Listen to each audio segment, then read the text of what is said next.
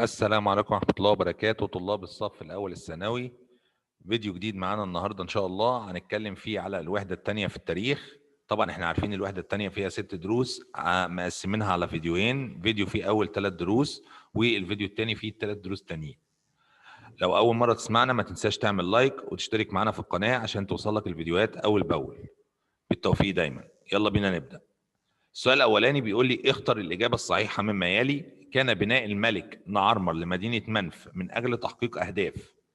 نعرمر طبعا اللي هو الملك مينا، اما جه بنى مدينة منف يا ترى كان لأهداف اقتصادية ولا سياسية ولا دينية ولا ثقافية؟ فطبعا اما حاجة أفكر هلاقي إن السبب الرئيسي لإنشاء مدينة منف هو إنها تكون العاصمة، يبقى سبب سياسي، يبقى أسباب سياسية.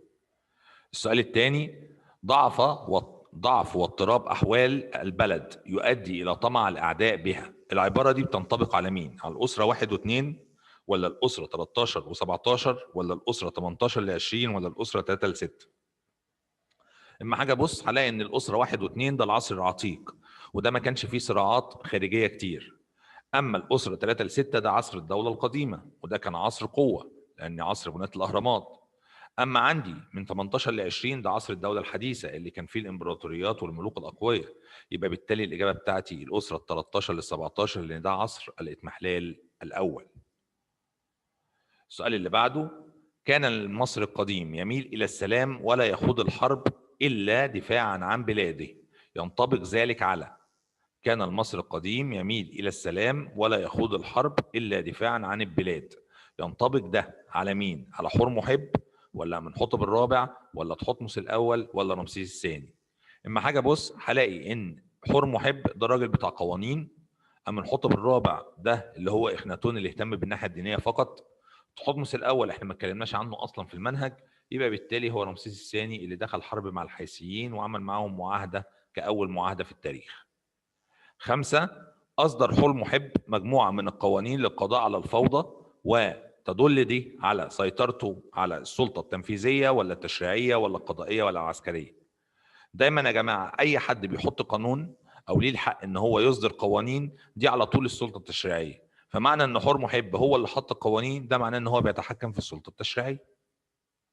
5، تغيرت فكرة المصري القديم عن أبن مصر القومي في أنهي عصر؟ يا ترى في عصر الدولة القديمة ولا في عصر الدولة الوسطى ولا في عصر المتأخر ولا في عصر الدولة الحديثة؟ مصر بدأ يبقى لها أهمية كبيرة بالأمن القومي بتاعها وتهتم بحدودها الخارجية، سواء ناحية الجنوب سواء ناحية الشمال الشرقي سواء ناحية الغرب. ده كان في عصر الدولة الحديثة، اما بدأ الملك تحتمس يعمل لي أول إمبراطورية في التاريخ. 6، سعى ملوك عصر الدولة العتيقة أو العصر العتيق إلى المحافظة على الوحدة التاريخية عن طريق المصاهرة للربط.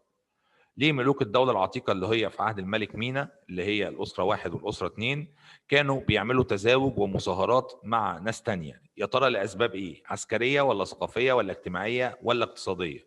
على طول بينما مصاهرة وتزاوج يبقى ده سبب اجتماعي، عشان يبقوا مجتمع واحد ينخرطوا كلهم في مجتمع واحد وبالتالي يضمنوا الوحدة أكتر. 7، تم اختيار مدينة أسيتا تاو عاصمة لمصر لتحقيق أهداف. طبعا مدينة أسيتا تاو تم اختيارها عاصمة لمصر في عصر الدولة الوسطى، وتم اختيارها بسبب إيه بقى؟ يا ترى أسباب سياسية اقتصادية ولا دينية سياسية ولا عسكرية دينية ولا اقتصادية اجتماعية؟ طبعا احنا لسه قايل اخترناها تبقى عاصمة، يبقى ده كده سبب سياسي. طب انا عندي اتنين سياسي، سياسي ديني وسياسي اقتصادي. قال لي لا سياسي اقتصادي. سياسي عشان تبقى عاصمة، واقتصادي لأن أسيتا تاو قريبة من الدلتا وبالتالي يتم الاعتماد عليها في الزراعة، يبقى سياسية اقتصادية. السؤال اللي بعد كده، سيطر المصري القديم بأفكاره وسواعده حضارة عظيمة تتميز بيه. قدر المصري ان هو يعمل حضارة قوية بسواعده وأفكاره، يعني بإيديه وبدماغه بذكائه بفكره. طيب ده بيؤدي ان الحضارة بتاعتنا بتتميز بالتقدم ولا القدم ولا الأصالة ولا الاستمرارية؟ اما حاجه بص هلاقي ان الاربعه احنا خدناهم من خصائص الحضاره المصريه. طب يا ترى هو عايز انهي واحده؟ قال لي الاجابه في الحته دي، بافكاره وسواعده، هي دي اللي هتعرفني الاجابه. مين في دول المصري اشتغل فيه على مخه وعلى ذكائه وحاجه نبعت منه هو بس؟ اكيد الاصاله، لان كلمه اصاله قلنا قبل كده معناها ان انت بتعمل حاجه انت البروفيشنال فيها، انت الاساس فيها، مش مقلد حد فيها. وبالتالي الحضاره المصريه تميزت بالاصاله، لانها لم تقلد غيرها من الحضارات، لانها قامت بايد وسواعد وافكار اولادها. سؤال 9، وهنا بنبدا نخش على تاني درس معايا اللي هو الحياه الاقتصاديه. يبقى اذا الجزء اللي فوق ده كان على اول درس اللي هي ملامح عن حياه المصري القديم. هنبدا دلوقتي بقى الحياه الاقتصاديه اللي هو تاني درس معايا. تقدم المصري القديم في الصناعه يعود الى ايه اللي كان مخلي المصري متقدم في الصناعه؟ اهتمام الدوله باستخراج المعادن، ولا توفير الحمايه لبعثات التعدين، ولا تقدير دور الدوله للحرفيين، ولا مهاره الصناع المصري؟ برضه حاليا الاربعه قريبين جدا من الصح، ولكن الاقرب لو انا متوفر عندي ان الدوله بتهتم وبتطلع لي معادن وبتحميني والدوله موفره لي كل حاجه وبتقدرني، بس الراجل اللي بيصنع نفسه بلح مش عارف حاجه، يبقى ما فيش صناعه. يبقى الاساس عندي مهاره الصانع المصري. واحنا قلنا قبل كده في الجزء ده واحنا بنشرحه ان الصانع المصري كان عنده مهاره ليه؟ لانه بيرث المهنه بتاعته من والده، فكان المصري بيورث المهنه لابنه، وبالتالي ابنه من وهو صغير بيمارس الحرفه بتاعت ابوه، فطلع صنايعي، يعني زي ما نقول كده صنايعي على ابوه، عارف كل حاجه. وبالتالي ده اللي خلى الصناعه المصريه متميزه عن بقيه الصناعات في العالم في الوقت ده. طب السؤال اللي بعد كده 10، استخدم المصري القديم مواد خام متعدده في صناعه. من الحاجات اللي المصري استخدم فيها مواد خام كتير عشان يصنعها، يا ترى التوابيت ولا الاساس ولا الابواب ولا الورق؟ هلاقي ان الحاجات اللي المصري استخدم فيها اكتر من حاجه عشان يصنعها كانت التوابيت، لان التوابيت المصري عملها مره من الحجر، عملها مره من الخشب اللي كان بيستورده، كان ساعات بيحط فيها بعض الحاجات اللي هي الحلي عشان يزينها ذهب فضه، عكس اي حاجه تانية، عكس الاساس عكس الورق عكس الابواب، دي ما كانش فيها تعدد في الخامات او في المواد الخام. سؤال 11، جاء تأثير المنتجات النوبية بعض الصناعات المصرية كنتيجة ليه؟ ايه اللي كان مخلي المنتجات بتاعت النوبة ليها تأثير من الصناعات المصرية؟ ده كان نتيجة إلى الحروب المصرية مع النوبة، ولا التجارة مع النوبة، ولا زيادة النوبيين لمصر، ولا البعثات العلمية لمصر؟ طبعا بمنتهى البساطة التجارة مع النوبة. التجارة مع النوبة خلتهم يستفيدوا منك وينقلوا منك حاجات، وانت كمان بتنقل منهم حاجات. 12، كان انتشار حرفة الصيد وتحديدا صيد الأسماك على نطاق واسع يعود لأسباب سياسية ولا ثقافية ولا اقتصادية ولا دينية؟ هلاقي إن المصريين كانوا بيصطادوا عندي الأسماك ليه؟ قال لي لأنها سهل جدا إن الأسماك دي تبقى مصدر لكسب الرزق، أكسب بيها فلوس، وفي نفس الوقت اللي أنا باكلها لأنها من البحر محدش هيحاسبني عليها، يبقى بالتالي أسباب اقتصادية. 13، وصلت بعض المنتجات المصرية القديمة إلى بعض مناطق أوروبا منذ عصر. قدرنا نوصل المنتجات بتاعتنا لاوروبا، يا ترى في عصر بدايه الاسرات، ولا في عصر الدوله القديمه، ولا في عصر الدوله الوسطى، ولا في عصر الدوله الحديثه؟ هلاقي ان المصريين قدروا يطلعوا منتجاتهم لاوروبا، وده كان بعد ما قدرنا نربط البحر الاحمر بالبحر المتوسط وننشط عمليه التجاره. وبالتالي احنا درسنا تنشيط عمليه التجاره هيتم عندي اما تم حفر قناه سويس. يعني اذا في عصر الدوله الوسطى، لان اللي عملها الملك سنوسرت الثالث، يبقى في عصر الدوله الوسطى نشرت التجاره نشاط كبير. تمام. 14، يحتوي معبد حتشبسوت على صور ورسومات بتدل على اهتمام المصري به بناء السفن العسكرية، ولا بناء السفن التجارية، ولا التجارة مع جزر البحر المتوسط، ولا دعم نفوذ مصر في البحر المتوسط؟ طبعا معبد حتشبسوت لما نيجي نشوفه من جوه هلاقي فيه مجموعه رسومات، اهم الرسومات دي السفن التجاريه اللي حتشبسوت بعتتها الى بلاد بونت عشان تشتري منهم العاج وجلد النمور والحيوانات والحيوانات اللي هي يعني نادره في مصر، فبالتالي لتصوير السفن التجاريه. سؤال 15، اصبح نهر النيل منفذا خارجيا للتجاره المصريه منذ عصر. امتى المصريين اعتمدوا على نهر النيل يبقى منفذ للتجاره بتاعتهم؟ في عصر الدوله القديمه، ولا في عصر الدوله الوسطى، ولا في عصر الدوله الحديثه، ولا في عصر النهضه؟ طبعا نقصد هنا بعصر النهضه اللي هو العصر بتاع الاسره 26 اللي هي بتاعت الملك ابسماتيك وابنه الملك نخاو، عشان بس الناس ما تسرحش تقول ايه عصر النهضه ده. عصر النهضه اللي هو عصر الاسره 26 في مصر الفرعونيه. طب يا ترى بقى اصبح لمصر اهتمام كبير بنهر النيل في انهي عصر؟ قال لي برضه في عصر الدوله الوسطى عشان قناه زيوستريس اللي عملها سنوسرت الثالث. سؤال 16، من الصناعات المصريه القديمه اللي اعتمدت على مواد خام مستورده. انا عايز هنا صناعه المصري كان بيعملها بيشتري لها مواد خام من بره مصر، يعني المواد الخام بتاعتها مش موجوده في مصر. يا ترى الاساس ولا الزجاج ولا الاواني ولا الورق؟ هلاقي ان الزجاج كان بيتعمل من الرمله البيضاء ودي متوفره في مصر. الاواني بتتعمل من الطوب وده متوفر، بيتعمل قصدي من الصلصال اللي هو الطينه وده متوفر في مصر. الورق بيتعمل من نبات البردي اللي ما فيش اكتر منه في مصر، فالوحيد المنطقي هو الاساس لانه بيصنع من الخشب وتحديدا خشب الارز اللي جبناه من فنقي. 17. الفيضان والجفاف من العوامل الرئيسيه التي تؤدي الى اما يبقى في فيضان. انا مش محتاج اقول الاختيارات، دايما اي دوله عندها فيضان بتعمل ايه؟ انشاء سدود على طول. السؤال اللي بعده، ساعد الطمي على دخول مادة الفرين الذي ساعدت على صناعة الطمي اللي هي الطينة. لسه كنا بنقول الطينة دي المصري كان بيدخلها في مادة الفرين زي حاجة كده، مادة سخنة بيسخنوها عشان يصنعوا منها الزجاج ولا الوسائد. الوسائد طبعا اللي هي المخدات، ولا الخشب ولا التماثيل. ممكن اعمل ايه من الطين من الاربعة اللي قدامك دول؟ تماثيل. طيب تتسم الصناعة القديمة في مصر بيه؟ الصناعات بتاعت مصر زمان بتتسم بالإتقان ولا الإهمال ولا الصلابة ولا التقدم؟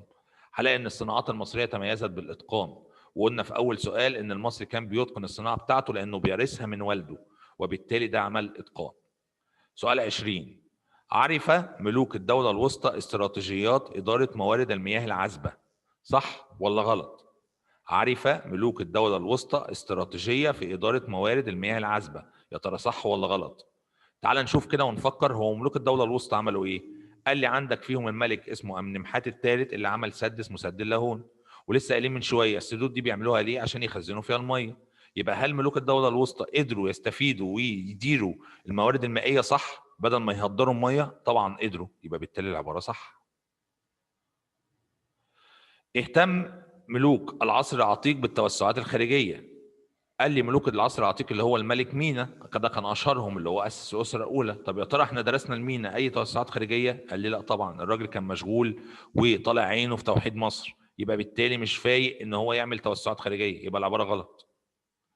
كان الصيد عند المصريين القدماء احد مظاهر التقسيم الطبقي. الصيد كنت اعرف منه او اقدر احدد منه ان مصر اتقسمت طبقيا. هل الكلام ده صح؟ طبعا صح. طب ليه صح؟ قال لي بمنتهى البساطه، انت مش قلت ان كان علية القوم بيلعبوا الصيد ده للترفيه زي الملوك او الوزراء اللي كانوا بيروحوا يصطادوا الاسود والنمور اللي هو الصيد البري؟ يبقى بالتالي قدرت انت تميز لي عن طريق الصيد ان هو الطبقات، ناس اغنياء وناس فقيره. قلت لي عامه الشعب بيصطادوا السمك عشان ياكلوه او يبيعوه، انما الناس الغنيه كانت واخداها للترفيه، يبقى بالتالي العباره صح. 23، ساعد مشروع سد اللاهون على تطوير النشاط الاقتصادي في مصر. اما المصريين عملوا السد ده طور اقتصاد مصر؟ طبعا، لانه خزن لك الميه وبدات تستفيد منها وقت الحاجه. 24، استخدم المصري القديم العربات اللي بتجرها الخيول في عصر المصري بدأ يستخدم عربية بتجرها الخيل. يا ترى ده كان في عصر ايه؟ قال لي اكيد المصريين عرفوا العربيات اللي بتجرها الخيول بعد ما دخلنا في حرب مع الهكسوس، واحنا حاربنا الهكسوس في بداية عصر الدولة الحديثة، يبقى بالتالي انت كده بتتكلم في عصر الدولة الحديثة. الدرس الثالث هو الحياة السياسية، وهنبدأ بيه بالسؤال رقم 25. كان الملك في مصر القديمة صاحب الحق في إصدار المراسيم والقوانين، وده بيدل إن الملك كان في إيده السلطة إيه؟ أنا لسه قايلها لكم فوق ما قلنا حر محب. ها؟ قلنا اللي بيصدر القوانين يبقى في إيده سلطة إيه؟ تمام، تشريعية. 26، نجح الملك حور محب في إعادة استقرار إلى مصر بعد ثورة الملك إخناتون. احنا عارفين طبعا ان حور محب مسك الحكم بعد الملك إخناتون اللي هو أمنحتب الرابع، اللي كانت البلد فيها ثورات وفيها قلق كبير. طب استخدم ايه حور محب عشان يقدر يسيطر على البلد؟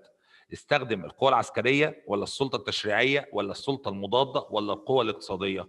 هلاقي ان هو اتعامل بمنتهى الحزم والقوة، يبقى السلطة العسكرية او القوة العسكرية. طيب، تم تقسيم شمال السودان لأقاليم إدارية تشبه التقسيم اللي اتعمل في مصر. طب ده كان في إيه؟ في عهد مين؟ الدولة القديمة ولا الدولة الوسطى ولا الدولة الحديثة ولا العصر المتأخر؟ هلاقي إن السودان اتقسمت إداريا نفس التقسيمة اللي موجودة عندي في مصر، ده كان في عصر الدولة الحديثة. طيب، أقصر العصور امتدادا زمنيا في مصر القديمة، يعني أكتر فترة المصريين حكموا فيها مصر أو آسف أكتر عصر كان مدته الزمنية طويلة، تاريخه طويل يعني. يا ترى عصر الدولة القديمة ولا عصر الدولة الحديثة ولا الدولة الوسطى ولا العصر المتأخر؟ اما حاجة بص، هلاقي ان عصر الدولة القديمة شمل الأسرة 3 ل 6. الدولة الوسطى قعدت فيها عندي الأسرات عندي من 18 وايه ل 20.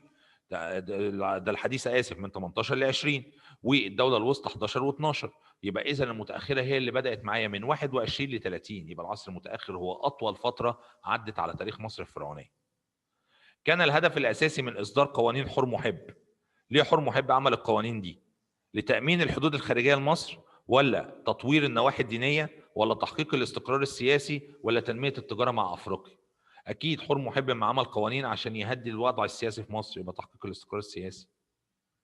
30 تقسيم النوبه الى اقاليم اداريه يشبه التقسيم الاداري اللي اتعمل في مصر، يدل على ان النوبه جزء من مصر، ولا احتلال مصر للنوبه، ولا النوبه يمثل اهميه لمصر، ولا تشابه البيئات بين الطرفين؟ قال لي معنى ان المصريين او الملوك المصريين تحديدا قسموا النوبه لنفس التقسيمه بتاعه مصر، ده بيدي ايحاء على طول ان النوبه دي جزء من ارض مصر.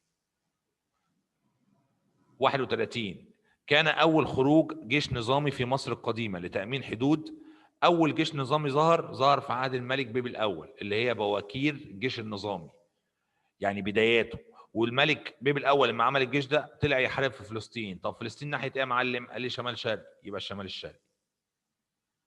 آخر سؤال معايا: عند دراسة الحياة السياسية لعصر الدولة القديمة تعتمد على، لو حبيت تدرس السياسة اللي قامت في مصر وتحديدا في عصر الدولة القديمة، هعتمد على صلايا نعرمر، ولا بردية إبرز، ولا حجر باليرمو، ولا الأساطير؟